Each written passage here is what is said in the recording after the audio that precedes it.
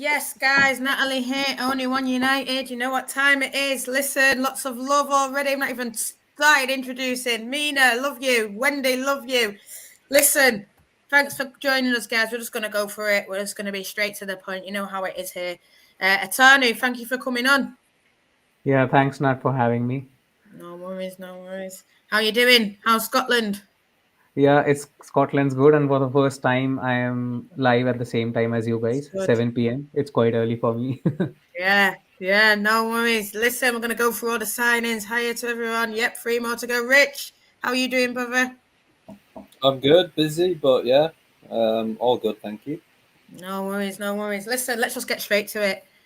Um, should we start on the incomings that we're expecting today, and then we'll go on to who's left today, and then that. Yeah, let's go. Right. So we've seen that Irene. Hope I've said her name right. God, if I haven't, help me. But listen, Irene, she's come in. She's a central midfielder. What are we expecting from her? Like, because this is one that I suppose has confused me a bit. Yeah, Vilda's gone. Yeah, he didn't play Vilda. And listen, you can talk even about Vilda. No, you want to, Tony, but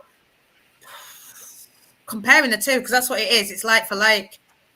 I know you said, Rich, it's not really, but I mean, it is. Attorney, what do you think of, I suppose, Arena coming in, Vilda going out? Because, yeah, it is that one in, one out kind of thing, that in that sense.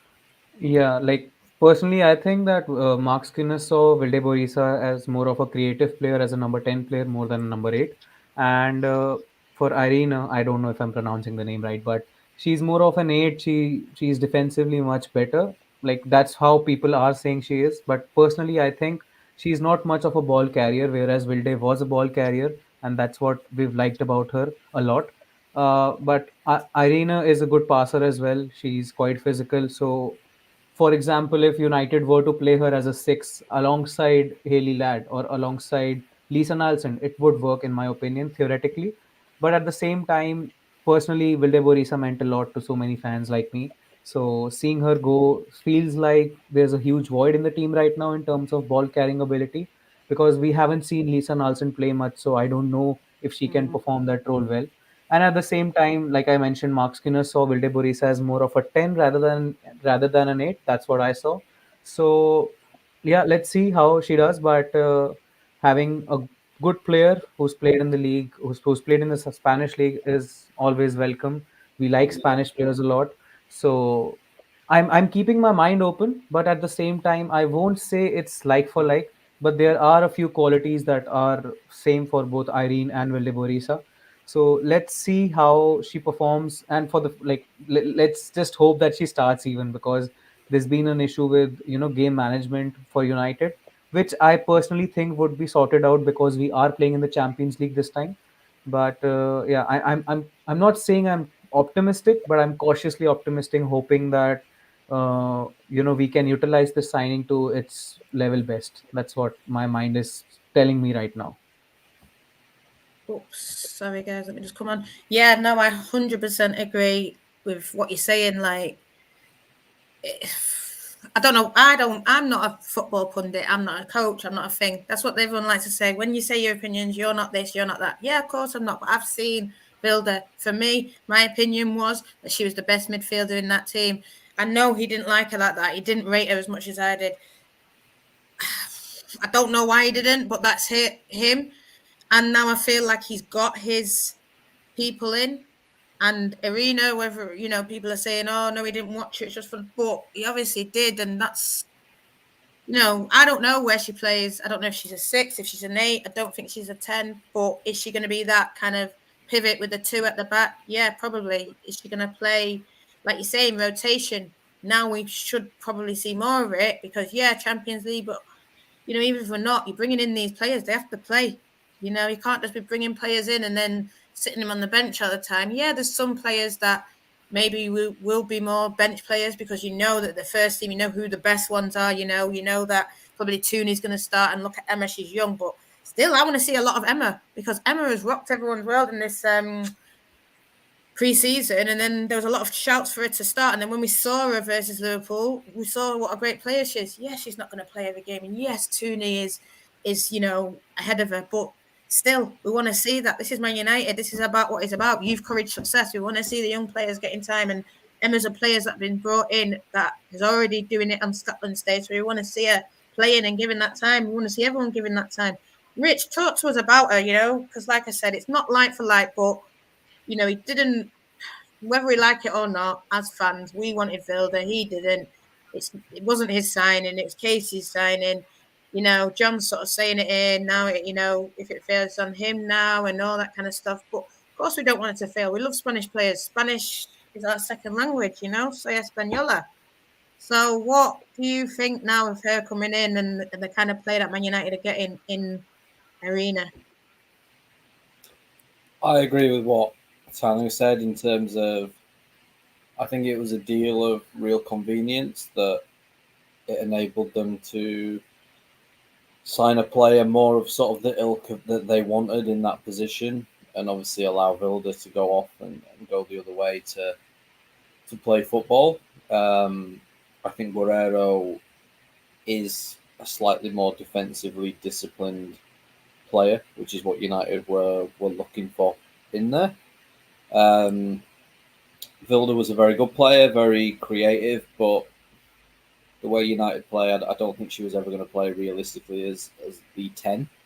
And she didn't, he was pretty open that she didn't bring the discipline to play either the role of Zellum or Lads. So at the end of the day, players eventually they want to go and play and play regularly. So I think it was always going to be a matter of time before Vilda Borisa moved on. I think they've got good options in there now. Obviously, you've got Lad and Zellum, you've got Guerrero, you've obviously got Lisa Nalsund as well, who's a little bit like a new signing because obviously she wasn't really there last season. I agree in that I really like Emma Watson. I think she's a fabulous little talent. I think she could be another sort of little Erin Cuthbert type player in the next couple of years. So there's probably more options in there now than there was. Miyazawa, to an extent, can play a little bit centrally if needed. I don't know how much she will, obviously, depending on the kind of system United play. But you've now got those creative options. You've got the box-to-box options, and you've got the options to go a bit more defensive and go a bit more disciplined in maybe the bigger games if you need someone to sit and try and control things alongside Hayley Lads. So, yeah, I think it's a no-frill signing, but I think it was like I said, a signing of convenience where United got somebody that was maybe more needed for them, and Atletico got a player that was maybe more needed for them. Yeah, a lot of people are saying, it's his players now. Like you've just named one as well, Miyazawa, and he brought her on in that 10 and he talked about her and he said once she learns the rhythm and all this that way, and to be honest, she did look a bit of sauciness. And I know this is something that you've said, Rich, so I'll come to you first and go on to Turner what he thinks about it. But you said it sort of was like a rush one, or sort of, I mean, but then I suppose we could say that about Irina in a way, because like you said, it's a deal out of convenience. So is it sort of they've seen her in the World Cup and they've thought, yeah, let's do this, or is there more planning to it? Like, what do you think? Because like I said, I know you tweeted about Miyazawa being not, but I don't know. Like, what do you think? I suppose about that signing. I mean, look, she's clearly a talented player.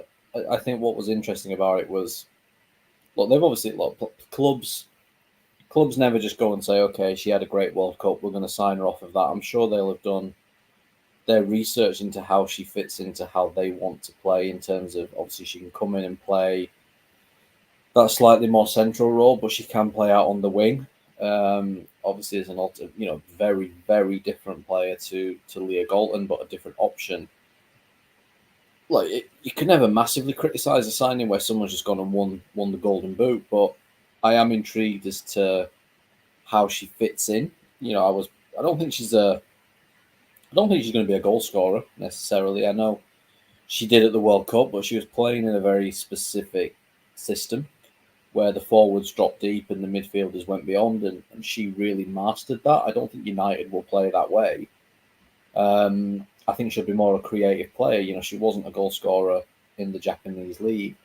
The thing I always like about Japanese players, and I said it during the World Cup, is they're so technically gifted. Like, they can just unlock a door, and I think that was maybe something United lacked in the sort of creative areas. You've got players more where it's about pace and it's about getting to the byline. Last year the attack was really structured. It was okay, Galton on the left, more often than not starting Paris on the right, and then crosses came in the box to Russo, or low crosses came out to Toon, who make late runs into the box. And I think there's opportunities now to really evolve how they play with obviously still Galton, still Paris, but I think you'll see more of Garcia. You've now got Miyazawa, you've got JC, you may have Malard, and they're like completely different players and different profiles and different styles. Like they're all so different to each other, but they're also different to what United had last year. And it'll probably take a little bit of time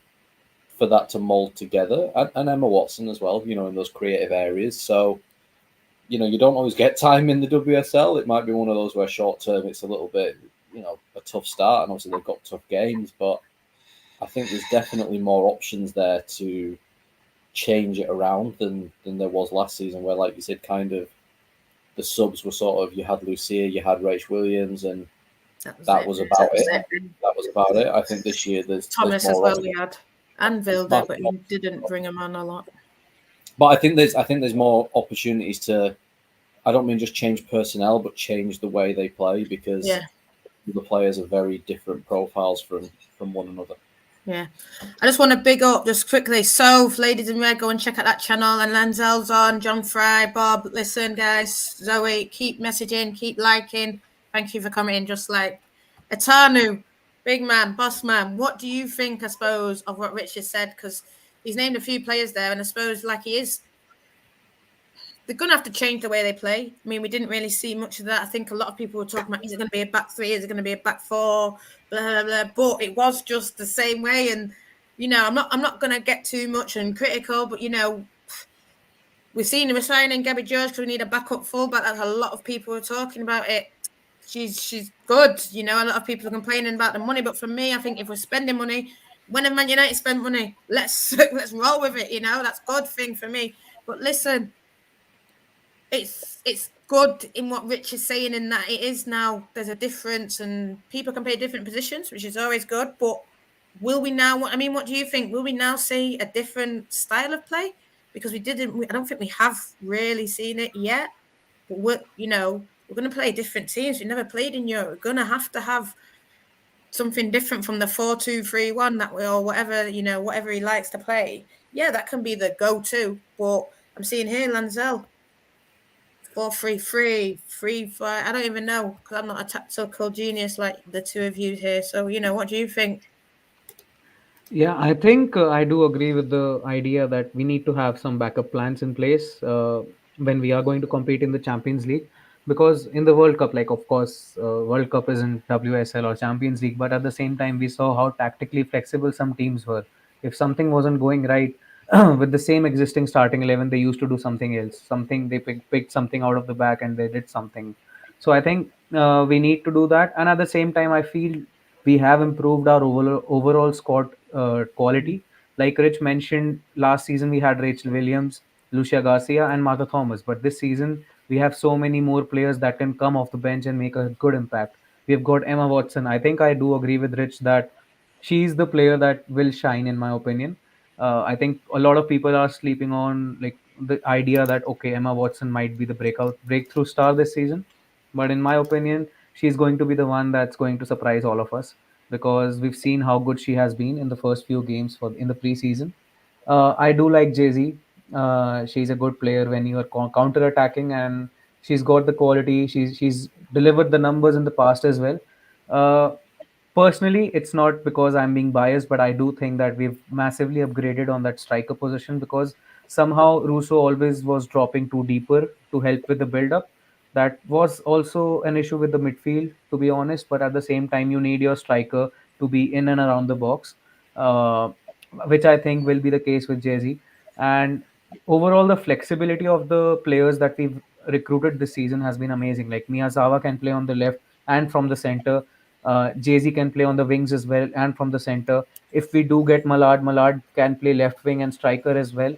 And she has delivered in the past, when I think in 2021, 2022, when Hegerberg was having that injury crisis, Malard did deliver. But at the same time, there are too many amazing players right now. So I don't know how Mark will finalize the perfect starting 11 and how he'll find the perfect cohesion in the team. Uh, it's a little tricky because, like Rich mentioned, you don't have that much time because there are 22 games in the WSL. You're playing the qualifying rounds in the Champions League as well, so you've got to get it right as soon as possible. A signing that I'm really not proud, but I'm really excited about is Gabby George, because the way she's been transformed into a fullback from a centre back is something that I did not know really happened because I'd only heard things about it. But reading what people have to say, I think I'm a little excited in the event that our two starting fullbacks, Jade Riviere and Hannah Blundell, aren't available. So that's a nice option to have as a backup. Uh, Overall, I would say we've improved a lot. We've done good business. I would have liked Kyra Cooney Cross, to be honest, but yeah, it is what it Touch is. on that Uh, one, touch. yeah. So I think overall it's a very fluid attack. We've got flexibility. Players can play different positions, but he's got to get it right somehow. And I don't know how he'll get it right because there are too many players. Whosoever you bench, fans will start an outcry. Why are you benching this amazing player? So yeah. Listen, people. I was watching that Liverpool game and I was thinking, I'm sure Emma was the one cooking. I'm sure Emma was the one cooking. Why was Emma on the bench? But listen, then Tooney came in, boom, got her 2 goals. But I'm not fussed, and I feel like that is where we need to see now. Yeah, Emma was benched, but Tooney took her place. Bang, bang, goals, goals. So, like, if Tooney starts, Emma needs to come in and that's where I think we're at now. Everyone needs to come in and step up. If you want to play, you have to show. And I think that's what I want more of. I want more of, like, if you're not performing, this person's going to take your place. And now I want him to do it. I want him to actually make them changes, and, it's on him now to show. I know he sort of came out all defensive. Oh, people were saying this, people say that about me, but he needs to. I don't care what he does. I don't care how his philosophy. I just care about winning, and he needs to win. And I know he says, "Oh, I did win in the end," but we saw the lethargic nature towards the end. I mean, I think, to be honest, we could have won that FA Cup final. Things like this, they're going to matter now. Yeah, we got to the first one. We know how to do it. Bang, let's get the golden medal around our neck. Listen, I can see John has said transfer window would have been an 8 out of 10. He wants another fullback. And I know Namrata said something before, and I suppose I want to ask you, Rich, we upgraded on our bench players. How much do you think we upgraded on our first 11? I'm just seeing if anyone else said something. But listen, Rich, go for it. What do you think, I suppose, what out of 10 and what everything that's been said? I think they have improved it because I think now they don't. I think last year, and it can be a good and a bad thing, but I think you knew most weeks what Man United starting 11 was That's the going to problem. be, which in a way is a good thing because it allows a manager and a coaching staff to obviously drill in a philosophy, and they became very well drilled last season. Like Man United became very hard to beat for most of the season. They had the best defense in the league. They had the best attack in the league until I think the last couple of games. So, they clearly became very at one with each other because they were playing together every week. The drawback is, you need options. You need to become less predictable. So, I don't think you look at United now and go, I know what their starting 11 is going to be against Aston Villa. I don't think you've got a clue because you've got JC, you've got Dalton, you've got Miyazawa, you've got Garcia, you've got Parrish, you've got Toon, you've got Watson, you've got Nalsund. You've got obviously Guerrero, you've got Zelen, you may have Malard by the end of the night. So there's a lot more options. So yeah, have they improved their starting 11? I don't know because I don't know what the starting 11 is going to be, but I think they've improved the squad in certain. I think still maybe a player short, like you say, in the fullback areas, but I think definitely those attacking areas and the attacking midfield areas, I think there's more options there. In terms of, I don't know. I think if they get the 3 over the line tonight, then yeah, it's been a good transfer window. But transfer windows don't win you anything. Like you got to Yeah. go and execute it on the pitch. And I suppose, like, let's just get into it. People are saying we need a trophy, want a trophy. Like, what we're gonna do? We need to qualify now for the Champions League. We know who we're up against. We know it's Paris, Wolfsburg, Real Madrid. But then, luckily for us, Arsenal got knocked out, so that means it freed up Hacken and Sparta Prague, and obviously Juve got knocked out. So we've got no game is ever easy, but we know we've beaten Paris. Madrid won't be easy, but I think we can beat them. The only one that for me, I mean, maybe this is too arrogant. Maybe this is, people say this, but this is how I feel based on the team, based on what we've got. Someone's even said it. Where have they said it? Jan. Boom. On paper, this is the best we've ever had. We just need to start playing together. People saying we need a trophy. He needs to use his squad. We know that they're the 5 teams that we're going to face. And Atano, I don't know what you think. Like you said, Malard, all these kind of players. Jace, Champions League winner. For me, she was pulling the strings. She was doing bits. Thingy has played in Champions League. Emma as well. What do you think now with those 5 teams that we could face? Who do you want? What do you think is going to happen? Obviously we're going to have a couple of games going up to it, but we have to get to the group stage. For me, I know it's going to be hard, but that's a minimum expectation. Get to the group stage, I'm happy. What happens in the group stage, if we get knocked out, okay, it's our first time. I know it's not, the mentality to have, but I'll be happy. But for me, you have to get to that group stage, and it opens up so many doors, like money and everything, and commercial, and just fans, opening up Old Trafford for some of the group games, this kind of thing. That's what we want. What do you think, I suppose, about this Champions League and the players that could play, and etc., and the teams we're going to play, etc., etc.? Yeah, so I don't want to predict who will play, because if I predict it, then we definitely won't play that team. So I would say United have a good chance against all of those teams. I know I'm sounding arrogant, but at the same time, it's a one-off game. I personally think, form goes out of the window. As long as you have cohesion in the team, as long as your squad is good enough to compete in the Champions League, I think you've got a good chance. So for United right now, after the transfer window they've had, they need to get into the group stages, and they need to get into the knockout stages as well. But the first step is the group stages. Anything less than that is a failure, honestly. If we go out of the Champions League in the qualifying rounds, I would see it as a failure, because we've built it the squad really well. Like we've got so many great players. You've already mentioned all of them. So many players with Champions League experience, so many players who've already won the Champions League. So we've got that mentality right now.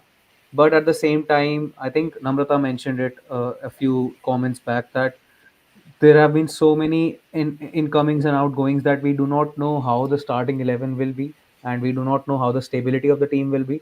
So that is something that I've mentioned, that he needs to sort it out as soon as possible. But in terms of expectations, I see us getting into the group stages, just because I think qualifying rounds are a little unpredictable. So if people are out there saying that United don't have a chance, I don't think that's the case, because United have built the squad really well, in my opinion. Of course, there have been some issues here and there for me, honestly, but that's just my opinion.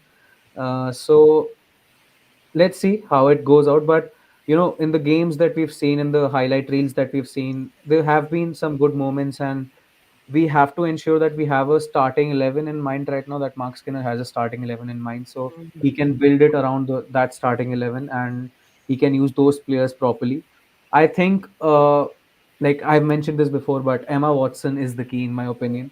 She's going to be amazing. Imagine a team with Emma Watson, Ella Toone together. Then you've got Jay-Z on the counter attacks. It's going to be amazing, but I don't know if we can solve the problem of getting that perfect starting 11, getting everything correct, because that is something that we've struggled with in the past, that we have to do experimentation. There have been moments where we've become too predictable. So we've got to sort that out. And of course, like we've always mentioned, squad rotation, game management, that needs to change, bringing on the subs at the right time. But that honestly feels like something that will be solved this time, because we've seen that he's gotten rid of many players that were signed under Casey. So right now he has all the players that he wanted. These are Mark Skinner's players. These are the players that he did not inherit, but this is the squad that he's created. So honestly, there are no excuses right now. He's got to get it right. We've got to get into the group stages at least. Anything less than that is a complete failure, in my opinion, because we've had a fantastic transfer window. Nobody can say that United weren't backed properly. I mean, what do you think, Rich? You're a neutral person. That's why I brought you on, for you to have these things, because it is his squad, it is his players. The only thing I could say is that they've brought them in late, and I don't like that. I don't like when they do that. But he has got enough time. Vicky's saying he's got tough games against Villa and Arsenal before. But I mean, what do you think about us saying like you have to get into that group stage as a minimum? Like, I just can't stress it enough. But maybe I'm putting too much on them. I mean, as a neutral, what are you saying? I have a better idea this time tomorrow. Let's put it that way. But I think it's very 50-50. I think it is quite literally luck of the draw. I think, look, if you get a Wolfsburg, Wolfsburg were 2-0 up in the Champions League final 4 months ago. I think that's a massive ask for a team that's never been in the tournament before to go and beat a team like that.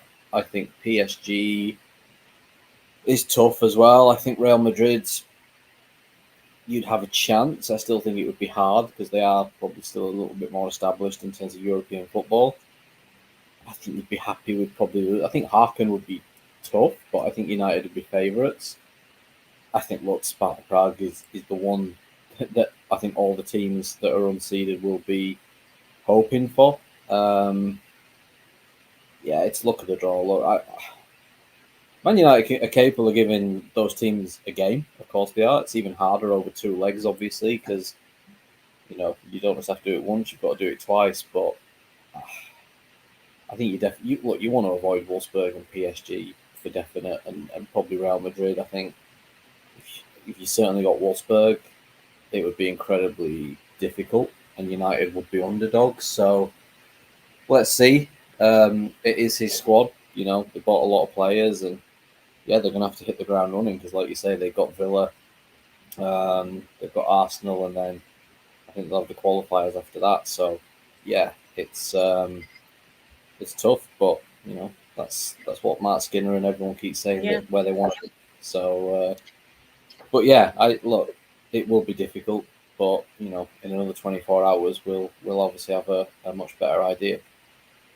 Listen, I know who the signing is, so I'm probably like what people are saying. It's probably 1 minute ago. Yeah, we know who it is. Don't worry, we know who they are. I'm not nervous about that. What I want to, ask you, Rich, what do you think about fans in the chat? And they're saying we have to win a trophy now. We have to win a trophy. This is it. Mark's gonna make or break. Bring a trophy home. We need to see it now. We've been going. This will be our 6th year.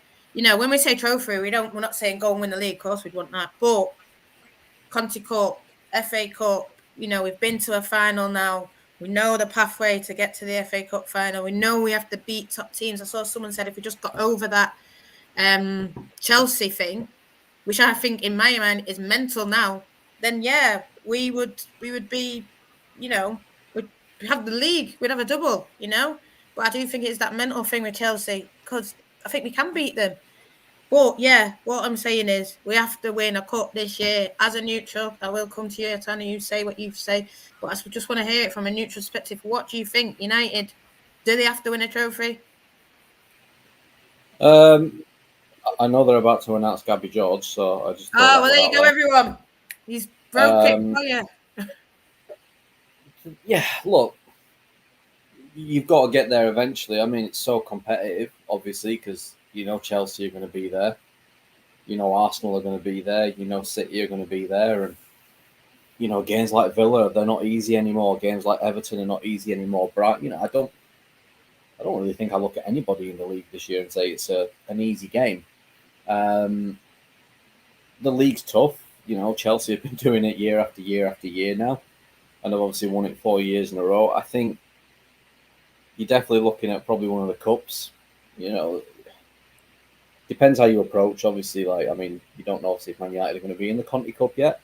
I think if they ended up in that, I'd take it seriously if I was Man United, and I think they've got a bigger squad now to sort of deal with that kind of run.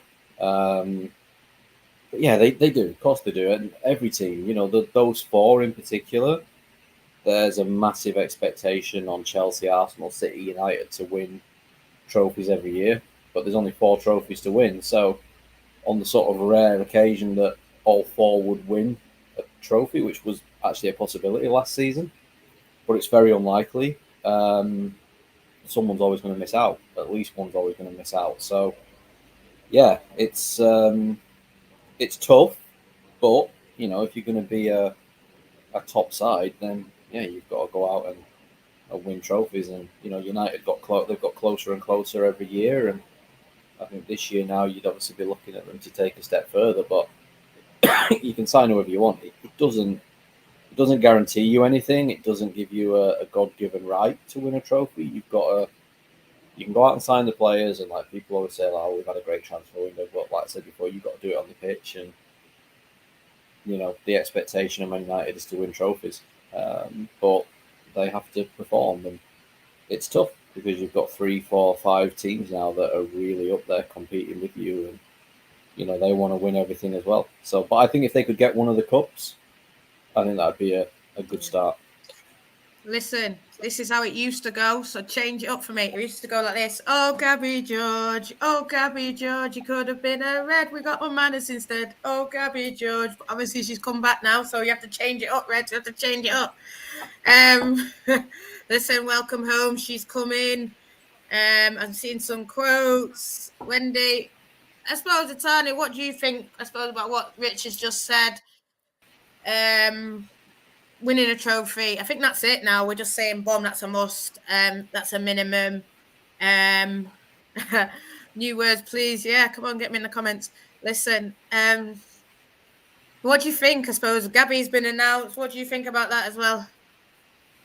Yeah, it's a good signing. I think it was needed because we are lacking a fullback right now.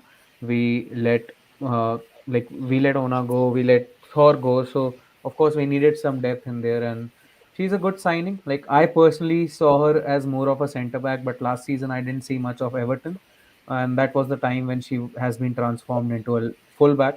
So that's good. She's quite physical as well, defensively very sound.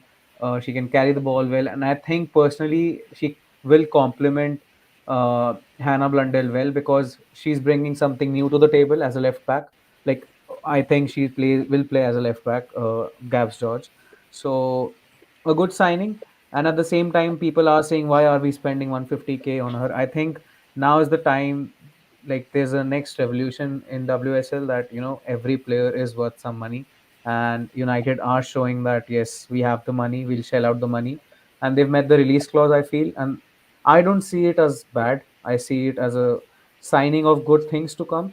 Like this is something which will overall improve the signing fee in the next coming years. So we might see 150K, 200K. This is something which will be considered, yeah, that's basic. Right now, people are overreacting a bit. By people, I mean rival fans. They are overreacting that why are United spending 150K on here? But I personally think this is something which was needed, which is needed for the next revolution in WSL transfers. And I don't know how this signing will fare in on the pitch, but I am excited. Honestly, let's see. I do think we should go after another fullback or a centre back in the winter window from the Scandinavian League. I don't know who, but they've got some good talent, and because their league will end around that time, it will be good to get another good signing. And yeah, that's my opinion about George. And about the trophy thing, I would say yes, a silverware is pending.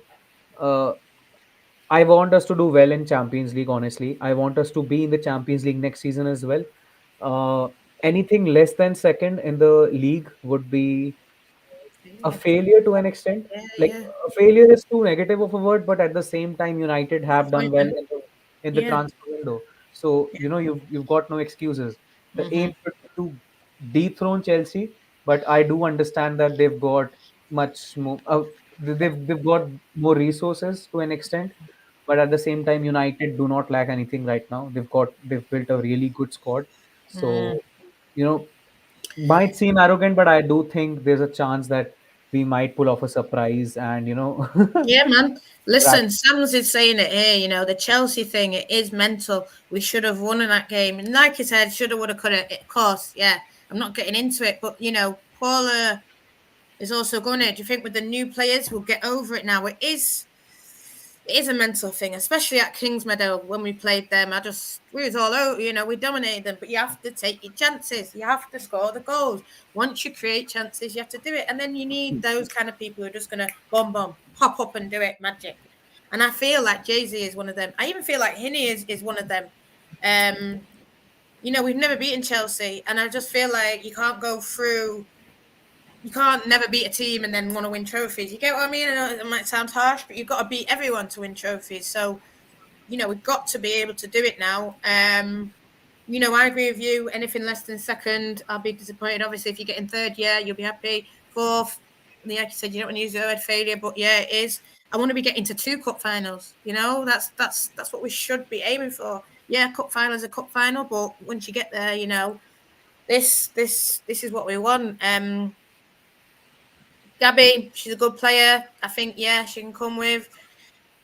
It's just we need that kind of thing. And I agree with what you're saying. I mean, I don't know what Rich thinks, because I had someone I was speaking to, someone who works in the game, and I asked them last night, I said to them, 150, a lot of people are saying a lot of things like, is that not just the going rate? And she actually said to me, I don't know what the going rate is anymore, because it's always changing. And one day it'll be one thing, and the next day it'll be another thing. And she said, you had to pay it because that's the thing. So you just paid it. Rich, I suppose you broke early in the window about us after fullback, and a lot of people are saying, why don't we go after this fullback? Why don't we go after that? Guzman, she went to Bayern. I mean, what's your views on fullbacks? And I know that you sort of talked about Gabby, but was there other fullbacks we were after? And just to suppose what we've just all said. Yeah, I mean, I think obviously I said earlier in the window that Maroney at Chelsea was, I think, their number one target. Leon. I was told pretty early that Gabby was on the radar, like as an alternative, obviously, and well, that's not unusual. Clubs have got 3, 4, 5 players probably in each position that they look at, because obviously you're never guaranteed to get your first target. I think it was a move the player was keen on. Leon didn't want to sell it. That was simple as that's what it came down to. In the end, I think, as you were obviously, United were exploring other options. I think safe in the knowledge that Gabby had that release clause that they could activate at any time, even if that meant going down to the final couple of days at the window. Things never happened quite as late as people would think. Like, I'm absolutely certain United didn't just go and activate that, release clause this morning. I think it's been going for at least a couple of days. So yeah, they were always after a fullback, more on the left-hand side, left-footed. I think Gabby as well is good in terms of she can cover centre-back as well, which Maroney wouldn't have been able to do. She can play left-sided centre-back. She's spent most of her career playing in that position. So yeah, I think it's a good signing. Like, she's an experienced WSL player. She's played for England. She's left-footed, and like, trust me, working in the people are all over left-footed centre backs because there's so few of them around at the top level. And I think she will be signed more as a fullback. Don't get me wrong, but obviously she can play in that position if needed. So yeah, I mean, it's a lot of money, but like you say, that's how it is now. That's the going rate. That you're gonna have to pay up for players these days. People are putting release fees in contracts and things like that. So, because they know these top clubs have the money. So, well, I think £150,000 at the end of the day for a club like Man United, it's a drop in the ocean altogether. So, no, I think it's a pretty smart signing. Yeah. I mean, what do you think, though, Rich, I suppose, about what we've just said about Chelsea and it being a mental thing, and we have to beat Chelsea now to get, to win a trophy? You can't have this kind of voodoo, and do you think the new players are going to come and break that because they've not, I suppose, been in our team for so long, or what do you think?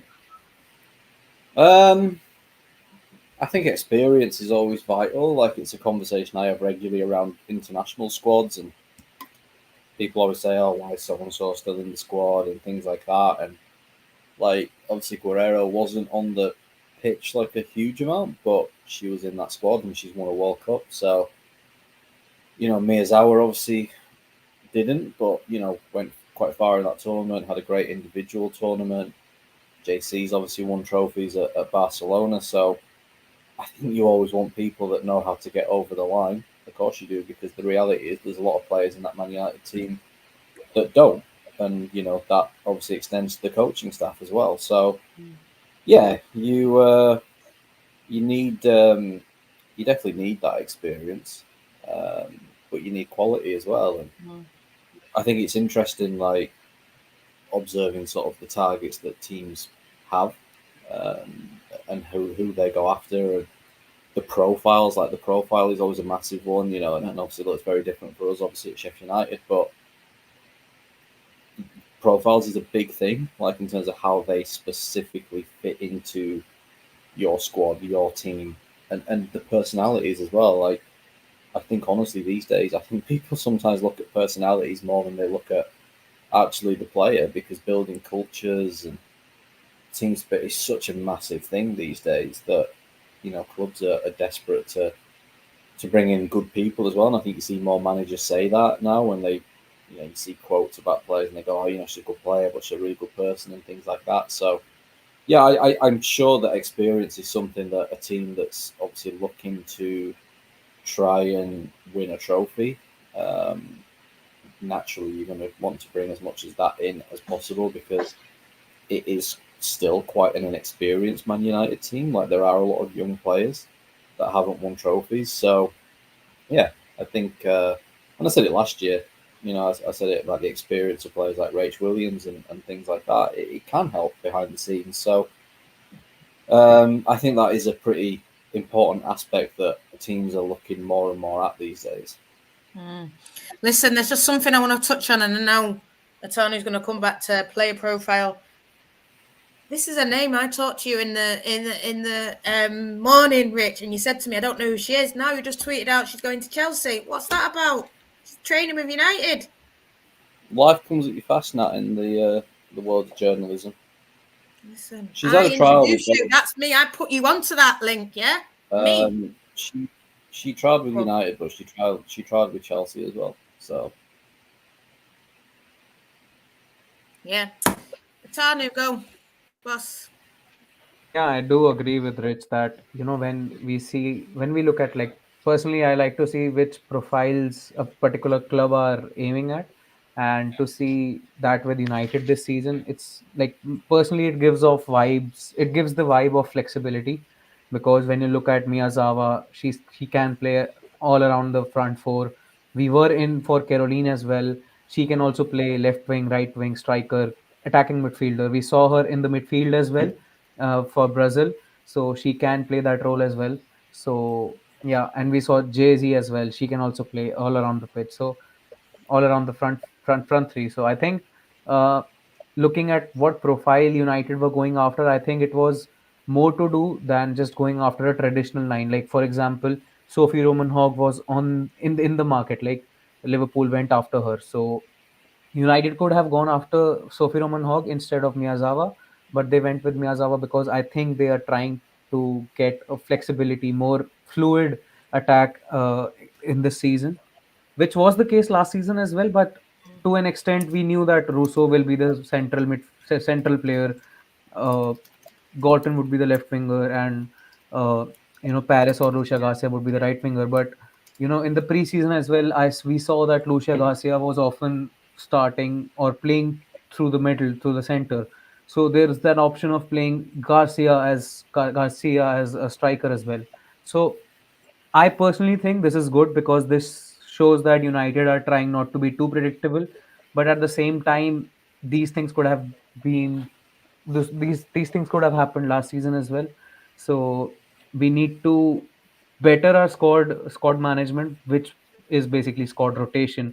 Even if it's not squad rotation, it's about how you bring in players and change the tactical setup.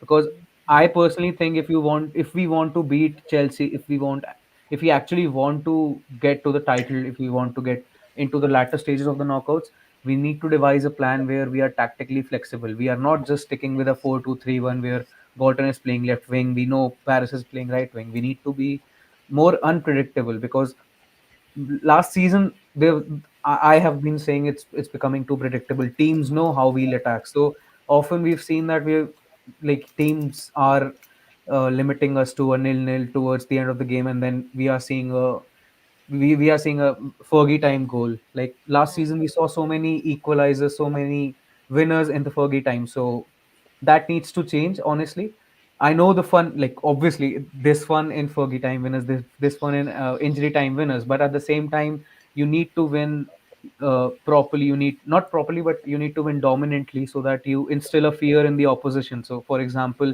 if we beat Chelsea 3-0, our next opposition is Wolfsburg. They know that they can't take us lightly. So that's the fear I hope United will instill in the opposition in the coming years, in next season. So I think regarding profile, it's a good topic to talk about, honestly. And I like what Rich said, because that really tells you what type of a squad the club are going to basically make.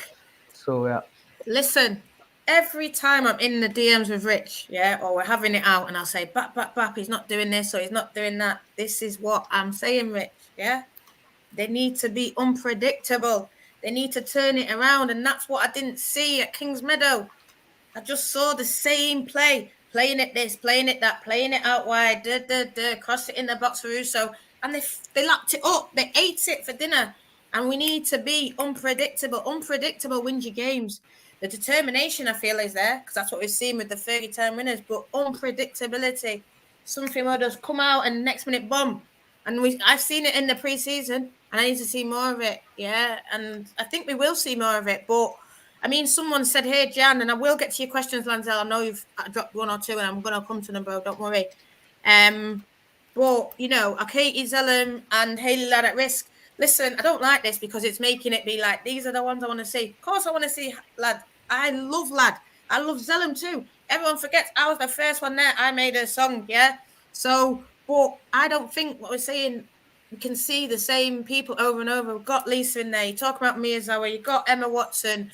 You got Irene now. And I mean, what do you think, Rich? You're the neutral person. Do you think we'll see, you know, like you said, it will be a different starting lineup? I know you're saying you can't, you know, predict it now, but are we going to see that? Are we going to see that kind of thing? Who are we going to see start? Is 1 week so-and-so is going to start, next day someone else is going to start? And I suppose when you have a lot of, you know, games, you will have to see that. But even if we don't have a lot of games, you know, will we still see it? Because he's talking about rotation, but it only being when if we have Champions League, you know, what if we get knocked out? And you know, God forbid. But I want to see it for everything.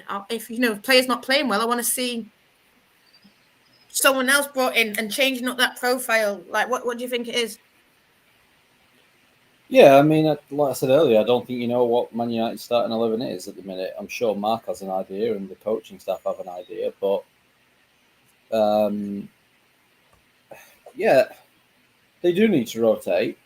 And look, Mark's obviously said at the end of last season, he said it to me after the Man City game. I think it was the last home game that, you know, he would.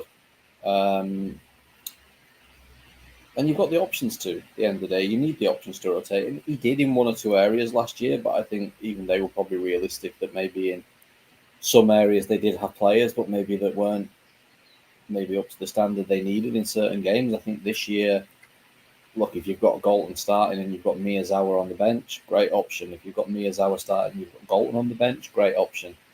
Same on the other side with obviously, you know, Garcia again with Paris. Again, Malard if she comes in. Again in the midfield, Toon, Watson, you know, Guerrero, Nelson, Zell and Ladd. You know, a lot of different options where I think every manager, every coach, every team will always say they want to have two players in every position. And I think United are close to having that. I still think at the back there's one or two where you maybe don't have that quite that depth, but I think in the midfield and the attack, definitely. It's such a hard balance, Nat, because I think every single manager in a realistic world would love to play the same starting 11 every week, because that's how you get consistency. You see it at international level. not a huge amount of rotation through tournaments unless you have to. We saw it with Serena Wiegmann last year. In a long season, though, realistically, you do pick up injuries, you do pick up suspensions, and you do have to manage players more because players might sit on the bench for 6 games in a tournament.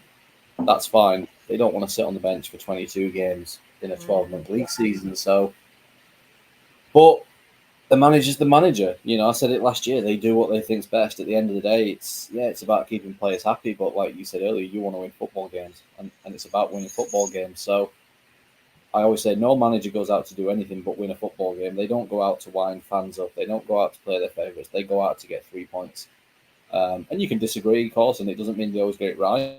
They don't.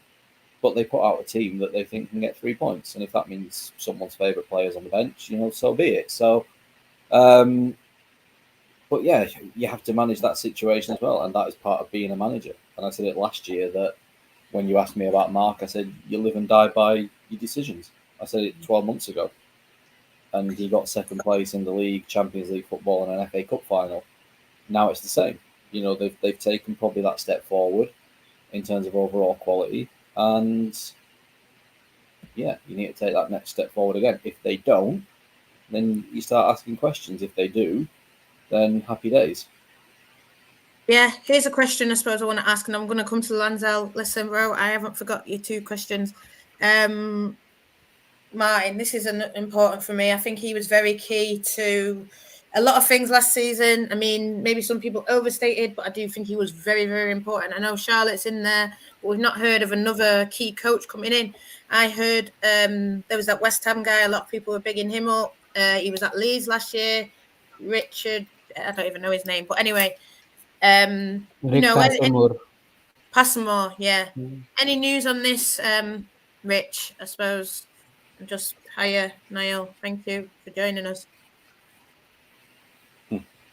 I haven't actually heard anything in the chaos of everything else that's been going on. I know they've had applications out. I think there's a few new members of staff knocking about. I don't think they've replaced them yet. I haven't heard anything. I don't know whether they'd make a formal announcement of when an assistant goes in. Obviously, they've not been short because they had Martin, Charlotte, and Carl all sort of as assistants in various roles. So yeah, genuinely not heard anything about that at the moment, and where they're at with replacing Martin. Another question to, I suppose, all of us, and I'll come to you, I suppose, Attorney. Well, no, I'll go for it, and then I'll go to you, Attorney. This one, yes, I think she can. I don't watch NWSL. Probably Attorney and Rich watch it a lot more than me, but obviously she's been brought in. This is Phallon Joyce. Don't even know if I said her name right, but anyway, Phallon. Yeah, I think she can. I think there was a lot of uproar when she was left out of the squads, but obviously she was left out because this transfer was happening. For me, I've heard that she's a good player. She's played in the French league, so she's got experience at different places. I actually like what we're doing, that we are bringing in people from not just WSL, I think that we've seen that a lot, and we've always asked for like Spanish players, this player, that player. But we're bringing in, from America, from this, from that, and I just like that. From Japan, it's good to have people with different experiences, and I hope that can then get us over the line. I mean, what do you think, Atanu, about Phallon Joyce coming in, if I've said her name right? Yeah, I think she's a really good keeper. There's no doubt about that. She's one of the decent keepers in the NWSL. That's what I would like to say. That's what I've also been told, that, yeah, she's really good. I've not watched much of Rain, to be honest, but whenever I've watched her play, she's a good sweeper. Like, she comes off her line and sweeps the ball away. She's a good shot stopper as well. But at the same time, Mary Earps is at another level right now. Like, she's one of the best keepers in the world, if not the best. So to replace her, for me, it looks like Earps will leave in January, and that's just an opinion. Uh, so bringing in PTG right now, Phallon Tullis-Joyce, makes sense, because if that's the case, even if Mary goes out in the summer, United have the time to phase out Mary Earps out of the starting 11 and phase in PTJ. That's how the plan should be. If Mary isn't going to uh, extend her contract, or she does not sign a new deal, and if she does, there's no harm in getting two really good keepers, because when you look at it, like I'll take the example of Chelsea. They've got really good keepers, like they've got 4 or 5 amazing keepers. I know they are loaning out Nikki right now, but at the same time they've got uh, Catherine Berger, they've got Musovic, they've got Hannah Hampton. So there's no harm in having two really good keepers. And with United, once we are regular in the Champions League, I think we'll have a regular season. Like we'll have a league keeper and we'll have a Champions League keeper, and that there's no harm about it. Honestly, I think that's a really good tactic. But at the same time, if Mary does decide to leave and she's going to leave in January or in the summer, then it totally makes sense for United to bring in PTJ. I won't say it's at the same, like she's at the same level as Mary right now, but I personally see PTG's ceiling to be higher than Mary's, and that's just an opinion because whenever I've seen Phallon, she's really good. So like that's just an opinion right now. But at the same time, it all depends on how United manage her development and how they see her. Like, do they see her as a successor to Mary, or do they see her as a backup, or do they see her as a starter right now? That only depends on Mark right now. But I do hope that if Mary leaves, if she does not extend her contract, then United are ready to phase in Phallon as soon as possible so that it does not create an issue come next season.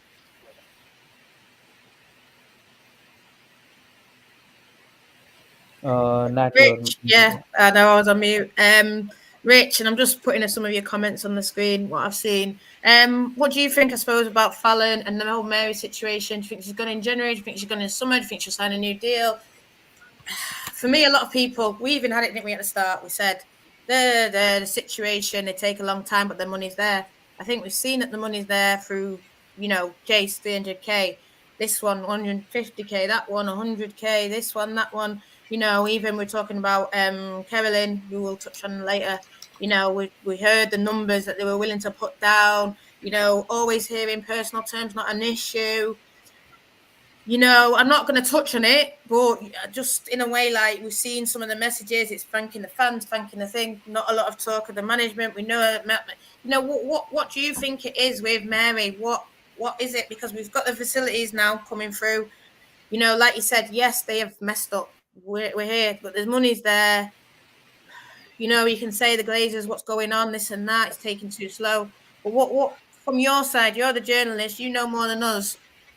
Is Phallon good enough? And what is going on with Mary? Go, Rich. Go. I think Phallon is she's a good option. I think she'll push Mary, which I think is probably what they need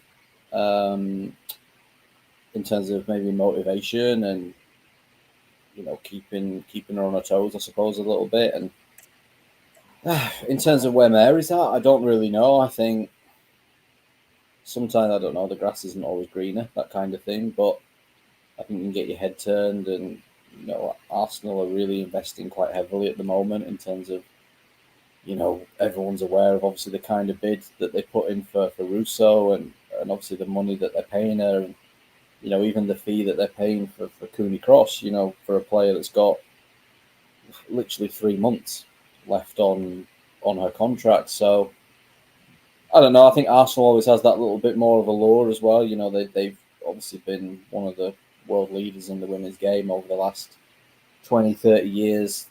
And they have, more consistently won trophies. And I don't know. I think it's one of those, it's a little bit like Russo in a way, that once that idea gets in your head, it's quite hard to get out of it. I think things would have to, I say things have to change. I don't know what would have to change, but you sort of get the feeling, again, it's a little bit like Russo, where it's sort of that start of a slippery slope of how do you convince someone to stay that, potentially wants to move on, especially when Arsenal know they can come back in 12 months, do what they did with Russo and say, right, here we go. So I don't know. Sometimes Can I players just say want then? Can to. I say this is what I think, right? If they want to go, let them go.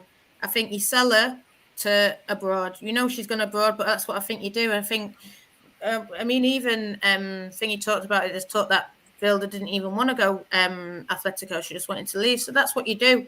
You know, I think United said we're not selling to a rival. Cool, we'll sell to someone else then to make sure that she's. And you can say this and that, but it's football. That's how they play it in the men's game. You know, and I don't know, man.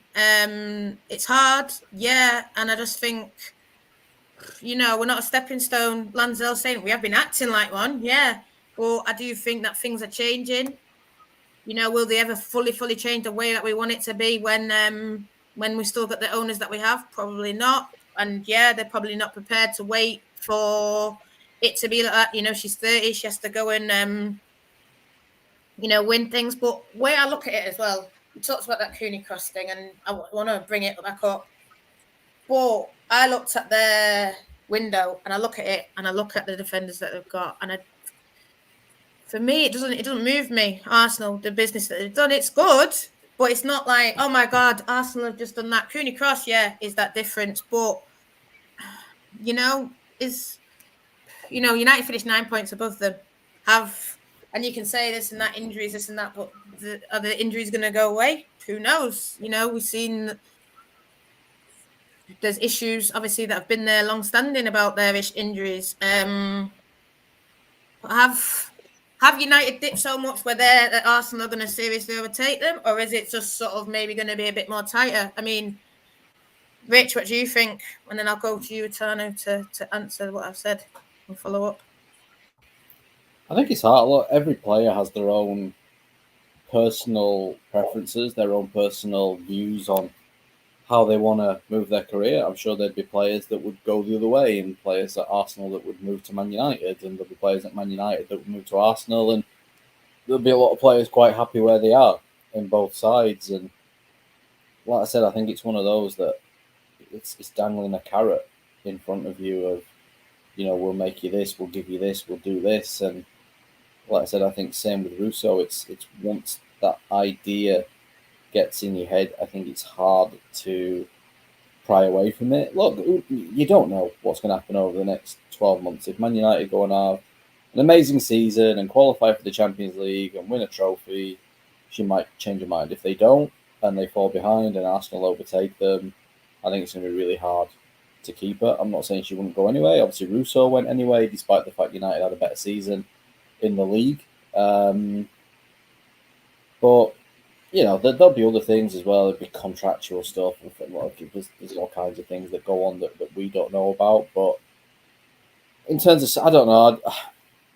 I don't think I would have cashed in. I think a goalkeeper is such a unique position and it's such an important position. I think it doesn't look great as well if you go and sell a key player to a rival a couple of days before a window shuts, especially when that rival's taken another one of your key players. So I think there's a bit. Oh no, Rich! I wouldn't have sold to them. I would have sold to Paris or something. Well, yeah, but a club has to want them to be able to sell them. Listen, to that. they would take her. Arsenal is the team that is pushing. So Paris made a bid, but they haven't recently. So it's at the minute it's Arsenal or not very much. Maybe that will change next year. Like you say, clubs will look at it and go, okay, she's out of contract. She's a freebie. So I'm sure a lot more clubs will get involved. And similarly with Cooney Cross, that's why Arsenal have moved now, because they know come December it's going to be a free-for-all. So they decided to swoop in now, which is what they tried to do with Earps. But, United stood pretty firm. So, look, there's a lot to develop still over the next 12 months, and I'm sure we'll talk about it a lot over the next 12 months. But it's hard to predict what will happen. But I think once a player gets an idea in their head, it's hard to take it out of it. Kane, what do you think? I personally don't know why she wants to leave. Maybe it could be something behind the scenes, but to be honest, we've showed the ambition. We've signed so many amazing players. We've qualified for the Champions League as well. So for her to leave, I don't know what's the reason behind it. And personally, I am 50-50. Like, initially I was like, why does she want to leave? We shouldn't sell her because obviously uh, we are not that desperate to get money in. Like Mm. this season, we've seen that even when we've let two of our best players leave in the summer for free, we are able to spend big to replace them to build a really good squad. On the other hand, I'm like, if she wants to leave, like right now United have the opportunity to sell her to a foreign club if the foreign club is interested. But if she leaves on a free, she has every chance to get to sign for Arsenal, and that would really piss me off because I don't know about others. I don't want to downplay the rivalry because there's a big rivalry between Arsenal and United. So if your player wants to join your direct rival, it doesn't sit right with me, honestly. So if United were to sell, they had the opportunity to select whichever club they would sell Earps to, provided she also gave the consent. But once she's free and she joins Arsenal, there's nothing we can do about it. Yeah. I suppose I want to touch on now, just towards the end, the Cooney Cross Carolyn kind of stuff. And suppose let's start with Carolyn, and then I'll go on to Cooney Cross. We know that we went in hard for Carolyn. We know, like you said, like I said before, personal terms weren't an issue. We know that thingy like us, they're in the top. They just won that trophy now because she was there. I mean, she's lighting it up. I've just seen Copper have done like this big profile on her about she's the new martyr, blah blah blah blah blah. And we know that everyone's going to come for her now, bigger and harder. So we, if anything, wanted to take that away, like what you're saying, Rich. And there was big money dropped, world record fees. Let's not play, yeah. Whether it would have been a world record, definitely a NWSL record, close to world record. That's how much we want Carolyn. Me and Rich was on this show singing Sweet Carolyn. The song's already made, mate. Yeah, the song's already made. Lanzel's saying it now. The 9 is free for her. Yeah, this is what we're saying. It's ready. It's waiting. I mean, as long as Malard don't take it, but maybe she will. Who knows? But it's hard now. I suppose I'll come to you and then I'll come to Rich. Carolyn in January. What are you saying? It's very much on the cards because let's look at it from an objective point of view because she has a year left in January. North Carolina know that they won't be able to get the fee in next like the next cycle, which is basically the winter window of 2024. So they would want to sell her right now to get some profit in. But at the same time, she's one of their best players. Like we've seen her like throughout the season. I've seen Caroline play, and she's just so good. I know you can't make up your mind on the basis of one season because last season she wasn't that good. At Madrid as well, she didn't have that amazing numbers, but she's still young. She's doing really well. She's just won the Challenge Cup, I think, with NCC. So like for United, like it comes down to profile as well. She's a fluid player. United want her. I do agree with MUWFCS that Caroline might be the Paris replacement because Paris's contract also ends up in the next summer. So for United to do Caroline's deal in January would be really good because that would give Caroline those 6 months, those like the next part of the season to acclimatize, to adapt to United, and then once the number 9 is free for her and like she's a starting right winger, she can go all guns blazing. But at the same time, I look at NCC and I don't know whether they would want to sell her because she's one of their best players. Like I'm 50-50, but with you for United, like looking at United's perspective, I think it just makes sense to get Caroline in. But when I look at it from North Carolina's perspective, I see it as 50-50 because on one hand, they wouldn't want to let their best player leave on a free, so they would want to sell her. And at the same time, they would want her to stay because obviously she's been a phenomenal star for them this season. When I like, not boasting at all, but when I was told about Caroline initially, I was told that it'll happen in January because NWSL is going on and NCC would be reluctant to let her go. But once personal terms were agreed and there were talks of a world record bid, I was like, okay, maybe this happens in summer. But NCC didn't want to sell, just like United don't want to sell Earps right now. Yeah. Yeah, so it makes sense for them to keep her Yeah. because they'll be able to sell her for a much higher fee because she's been playing really well. And if they do end up getting to the playoffs, or maybe they lift the league, like the regular season cup, so it would make sense for them to sell her for a huge profit and then to invest it in some other player. But it Mm. all depends on how United like plan to move forward regarding Caroline. Would they move on from her, or would they go after her again? It I am not sure, to be honest. But initially, I was told that it'll happen in January, so we never know. Rich, what do you think? Because you just talked about carrots in the head and all this kind of stuff. And like I said, we was on here, we was doing the Sweet Caroline, we was doing that. Then there was all the cryptic tweets, and everyone was in her DMs, and everyone was like, Caroline, Caroline, come to Man United. And we were basically talking like it was done. But then, like you said, isn't it? Um, they didn't want to sell. And in a way, they're vindicated because, yeah, they've won the cup and this and that and all the kind of stuff that goes on. But everyone is now saying she will go in January and all this. And I know people are saying, why don't we do a pre-contract? You can't do a pre-contract with someone that's already into the contract. It sort of has to be when they've got the last 6 months. That's when you start doing the pre-contract. So you can't do it like that. Yeah, we could put in an offer now for January. I don't know. But yeah, it is going to be sort of, I saw someone before talking about Arsenal fans saying this and that, and we know that they're a pain. A lot of these children, they've got Leah Williams profile picture, Beth Mead profile picture. Probably half of them are watching now, and they'll sit there and go, "No way, United have let these players go," and it'll be like Thomas and Jade Moore, people that didn't play, and then they've made big compilations about it. So it looks bad, and the media pick up on it and then run with it. So it looks bad in a way what we're doing, and then it looks bad, Mary, the way that's going on. But we want her, man. We've put our eggs in that basket, and what do you think about Caroline in the winter? Is it someone that United are going to go back in for? We know that other teams probably try, but United, I suppose, are more advanced, if you get what I mean, in that they've done some pre-work. Everyone's making a big deal about her already. She knows how much we want her with the fees that we're putting down, but the world wants her, now. Mm.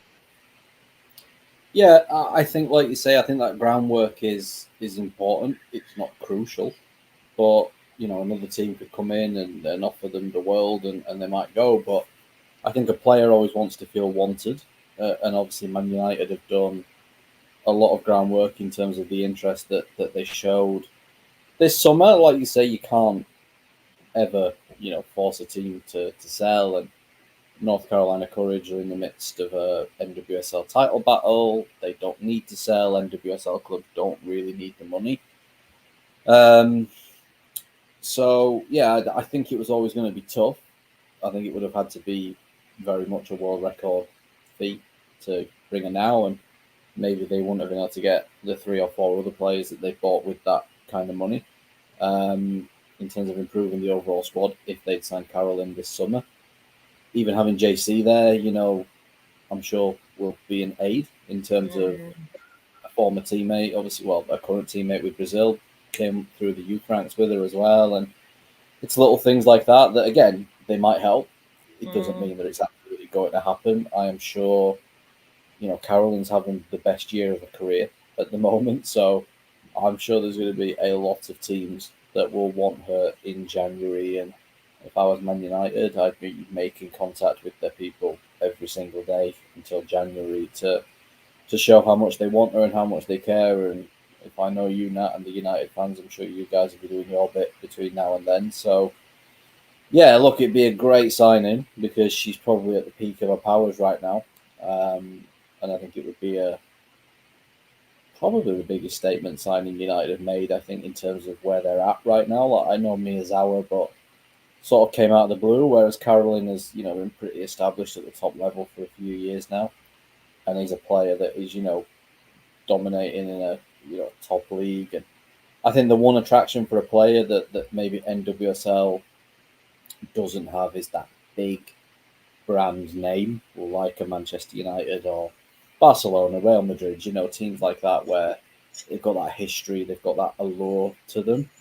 NWSL clubs obviously are very big, but they're franchises. Again, it comes back to what I said with Earps. It's down to player priority, and you don't know what they're thinking in terms of what they want specifically. It's different for every single player. You know, she might want Manchester United and Manchester United only. And at that point, you go, right, great, happy days.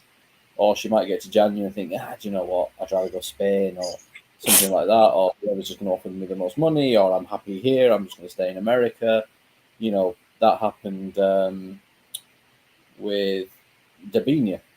People thought Dabinia was going to Arsenal last year. And she had a lot of interest from Europe, and then she decided she was happy, she was settled in America, and she stayed in NWSL. So, things change depending on player priorities. And at the end of the day, they do what they think's right. But yeah, I think they'll go back for it.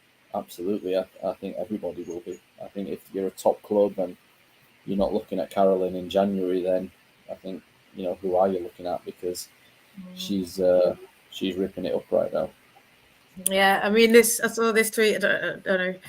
I saw this message. How can we recope? Listen, Ella is my girl still, and obviously she's at Sheffield. She's doing well. But no, what we're saying, the reason why I think that one came out is because people are talking so much about players leaving, and you know what? A lot of it is players that didn't even make the first team. Really, it's 2 first-team players if we look at it. I mean, people is having a meltdown. Well, not people, Arsenal. But we are seeing that, Attorney. So what do you think about this? The fact that and media are picking up on it, going, oh, United have let this, oh, who's next? And it's like, well, no, I know that this is probably it for outgoings, but the fact that they are picking up on it and going, I suppose, wild for it, and it's people like Ella, Kinzette, Tara Bourne, people that have not really, Carrie Jones sold her for a fee, sold Thor as well. So if anything, we're now making money. We're seeing that business element of it, where they're selling players for a fee. Yeah, it might not be as much as we're paying out, but this is what you want to see. There was talk that FFP and managing it, but this is what you need now. Fees coming up, as you were saying before. But yeah, just the talk of, I suppose, media and I suppose rival fans manipulating the narrative of what we're saying. Yeah, I do think it's a little weird, honestly, because when you look at it, they'll talk about the academy players who have left. Uh, but when I talk about Arsenal academy players, there's no info because obviously their academy isn't as good as ours. So we have Ella Kinzet. Do like personally, I think that the academy players coming from United are really good. I know the dream is to make it at United, but at the same time, if you aren't going to get game time, it's like pointless to stay at United and just warm the bench, or not even warm the bench. You're not even on the bench. You're too good for the Academy League, but you're not even in the first team squad. So it does not make sense. And for United to understand that and to ensure that players like Ella Kinzet, uh, we see Kiera Barry, who's on loan. Eleanor Ashton is on a dual. Ahern might go out on loan. So we are understanding that these players need game time. So we'll send them out to loans. Last season we saw that Grace Clinton wasn't going to get game time here, so we sent her out on loan to Bristol City, and she did so well. So I think uh, I can understand there's an issue of integrating youth players into the first team right now, but at the same time, United aren't wasting talents and asking them to warm the bench. They are sending them out on loans for game time. So these type of things won't be talked about in the media often. I'm not saying it isn't talked about, but we need to talk about this as well, of how clubs ensure that their academy players are going out on loan regularly to get game time, to get that experience in. Regarding rival fans, all I would say is that they are a little pissed that even after losing two of our key players on a free, we were able to spend so much on an amazing squad. So I think it's hated, adored, never ignored kind of thing with United, and that's what speaks. Regarding creating, like manipulating the media into believing that United aren't doing well, I think that needs to change, honestly, because unnecessarily taking up these names of academy players is only going to incite hate on these players. What we have to do is protect players, youth players, not only academy players, but overall all players from these things. So, you know, it's weird, honestly. Like it makes me angry, but at the same time, the best thing to do is to not react, because if you react, you're going to, Yeah, attract more attention to them. to So it. Yeah, yeah. yeah, I take the high road, honestly, in these things, but at the same time, I think people are a little afraid of United right now because of the way we've spent this season. So yeah, Well, the way I see it, like I went to Blackburn, Sheffield, yes, last weekend, and there was four from Blackburn who have been in our academy Meg or Hornby. been in around. Yeah, and then there was four from Sheffield who have been. Well, Jess wasn't, but three from Sheffield that have been in and around our academy. So it is, it's good that the academy players can now go to straight into getting a pro contract, because we see it with the men and it's always celebrated. Like we've seen a lot of boys leaving and going straight into pro contract, and now with the championship getting stronger, we are seeing that. And like you said, it's testament to our academy that a lot of players are coming in. So like you're saying, Kinzet, Bourne, Hornby scored an assist. That's someone who come direct from our academy. Newsham, player of the season last year at Sheffield. These are our players, man. These are our girls. Neve, Chloe. They're doing it. And when I saw them, I'm so proud of them. And speaking to Megan, like, oh my god, you're doing so well. This is what I've always expected of you. Ella, the game before, I said, boom, you need to play. You're the best this kind of thing. And they appreciate us coming. And like I said, New's done so well at things, been a bit older than the other ones that I'm talking about, but it is what you want to see. You want to see more talk on that. You want to see more focus on that. And I know they changed the youth rules and all that kind of stuff, and it is good. And we're talking about players coming in and selling players, and in a way, we're doing it in the right way. I can see NWS saying we're now investing in top players. So what's the problem? But I mean, Rich, what do you think it is? Because for me, I think there is a toxic negativity around the club at the minute. So anything that happens is heightened to a thing because of, I think, just the way the club has been run for years before. The owners, this, that, the Greenwood, the Anthony, the this. So everything's negative. So that when they see, oh, Mary wants to leave, oh, this is the worst cause. What do you think? I suppose as someone So neutral and can I can I listening. can I drop in, like, yeah, Nat said that, instead of focusing on the pressing matters, all this negativity does is, create like, gather our attention on the wrong things. Like, yes, outgoings are going to happen, but we do not need to be so negative about it. We do not need to say that, oh God, what is happening, because outgoings are a part of football.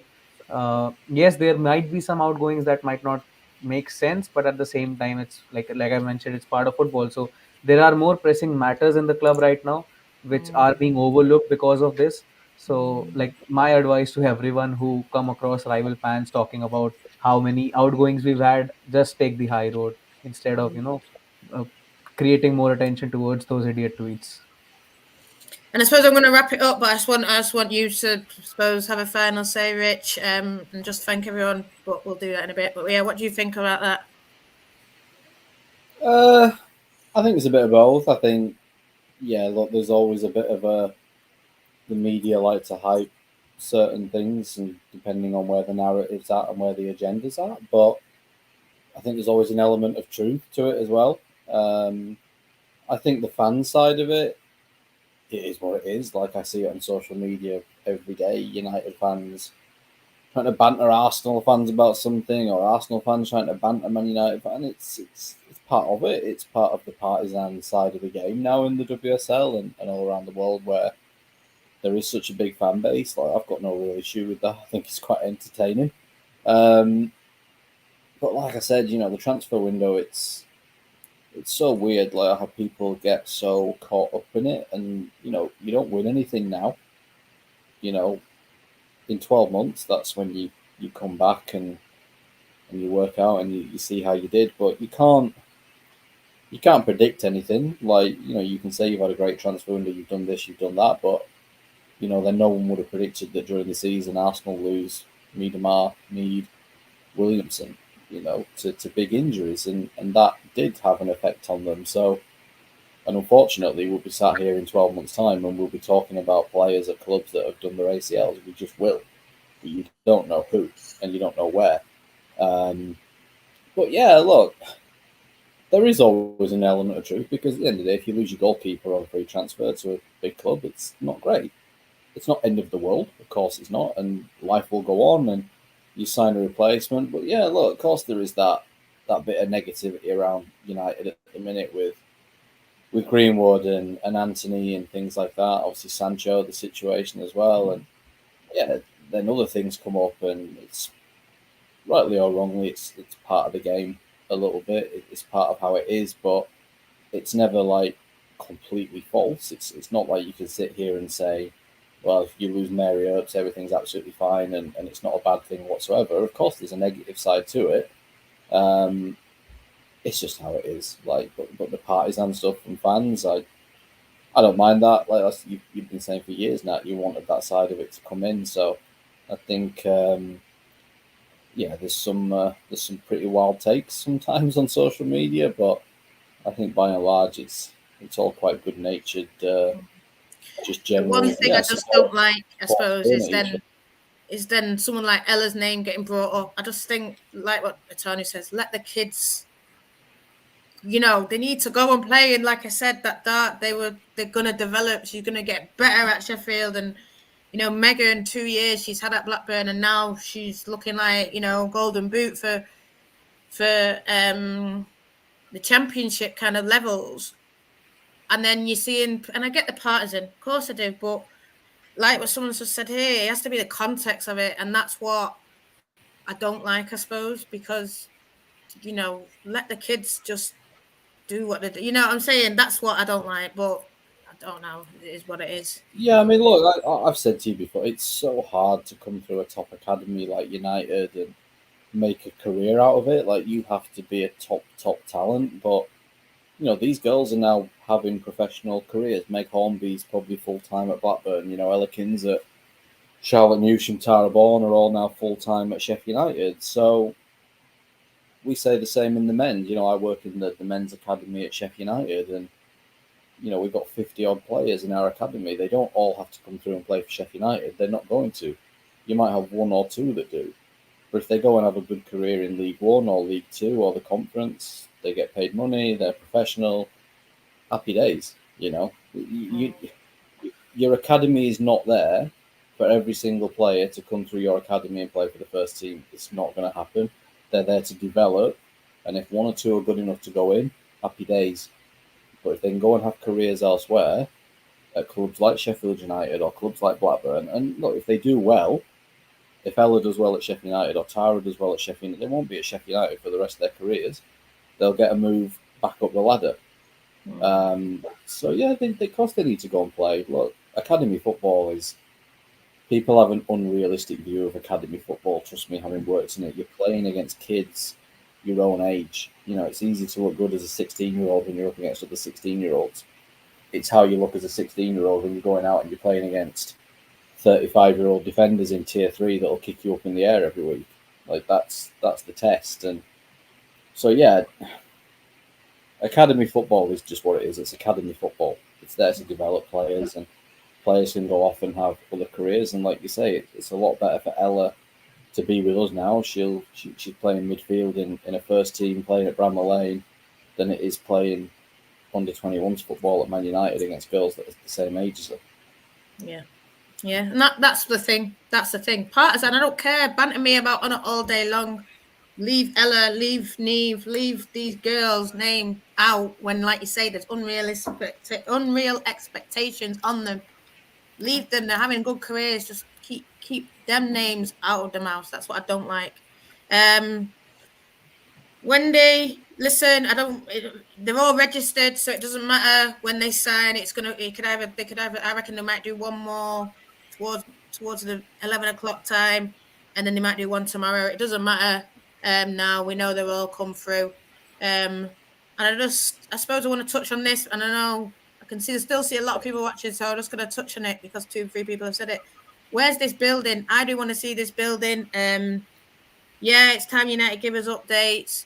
I know that people have had tours of it, and I know it is there, and I know, how can I say, I know it is sort of about ready. You know, it's built, it's thing. I don't know if they need to kit it out with equipment. I was told it's going to be bigger in terms of, you know, there's going to be more facilities, more chefs, more this, more that, more staff can come into it, etc., etc.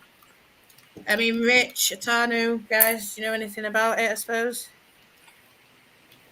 No, I haven't heard anything more on it, but I haven't asked. To be fair, just with everything else going on, but I think it's from what I've heard in the past, it was very much in the making. So yeah, I don't see any issues with it. Yeah, no worries. Tanu, anything you want to say Yeah, on that? yeah, nothing. Like I don't know about the Yeah, update, but yeah, as you as like you, I'm also waiting. yeah. Uh, just a question to Rich. Rich, do you think Malard deal will be done tonight? Um, it's not done yet, as far as I know, but they've got a few hours, and yeah, she's had a medical, and I think it's So amazing, like the if little if they're detail. able to sign the contracts before 11 o'clock, can she still be registered after 11 o'clock? Um, I think she has to be registered by 11. Okay. So yeah, they've got a few hours. I don't know where it's at obviously now because I've been doing this for the last hour and a half, but I'll check up where it's at once I'm off and Yeah. see what's what. But the last I heard, it wasn't done and dusted yet. Okay. Listen, guys, I'm saying it's going to be done and dusted. Rich can say it's not done and dusted. Yeah, come for me. Anyway, listen, hour and a half we've been going, still 55 people on. Listen, drop a like in, follow, subscribe. We're going to be doing this. You know that Rich comes on, you know that Tony comes on. Anyone, any good people you want to come on? Because like what people are saying, we're direct. We're just going to say it because someone's saying 12 o'clock for international. Have we had a good window? I think we've had a good window. I think it's been good discussions. You see, 8 out of 10. Yeah, I'd go with that. I'm excited for the season. Like I said, I'm sure we'll do a show when we got the Champions League, and we're, you know, whether you'll catch me there, I don't know. I'll be drinking and singing a song. I saw someone say, "Oh, Gabby George, oh, Gabby George, now you're a red. We love you better." Something, something. Oh, Gabby George. So that's a song now. I'm waiting for the lyricist to iron it out. But listen, guys, go follow Atana. You see his thing there. He's in Scotland. Go check him out. Anything you want to say, brother? Yeah, nothing. Was just excited for the season. Hopefully, we'll win the title. Yeah, definitely. That's what we're going for. That's what we've got to go for. Trophies Yeah. now, you know. Rich, anything you want to say? Anything you want people to know about you? No, I'm just hoping everything's done before midnight so I can go to bed. Yeah, no worries. I'm probably getting some food now, but yeah, I don't even know Yeah, if anything's same. open. Right, listen. Take care, guys. Thank you, everyone, for watching. Drop a like on that kind of stuff. You know what we're going to be doing. Thank you, everyone, for watching. Really appreciate it. It's been like over 50s, 70s, all the way through. So it was a great show and a great audience. I really appreciate you all coming on. Mwah. Take care, guys. See you later.